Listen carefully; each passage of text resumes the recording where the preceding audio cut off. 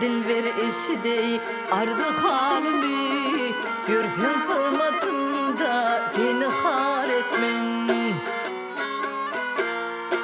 Yolunda harc edibey dünya malını, görsen kılmatımda beni har etmen.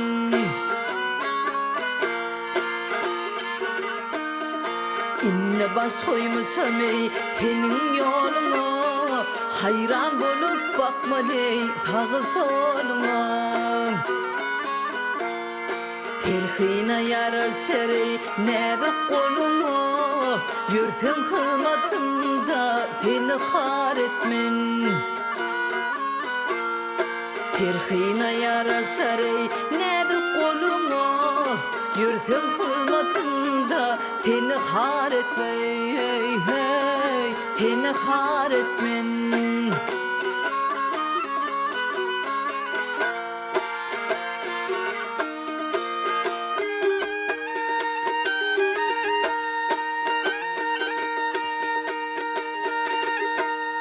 Cahanın güzeli yanımda olsa, ul erim bağından ey periler gelse.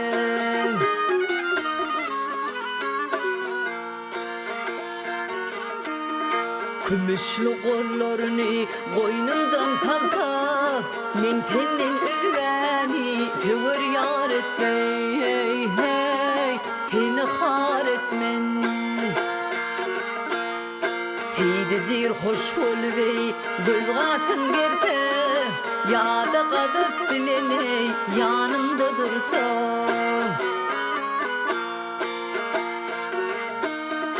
Bir gün gelip meni tayakla vursa, urdu deyip hiç vağdey namı har etmen. Bir gün gelip meni tayakla vursa, urdu deyip hiç vağdey namı har etmen, namı har etmen. Men senden öğreni, men senden öğreni sever yar etmen, asla yar etmen.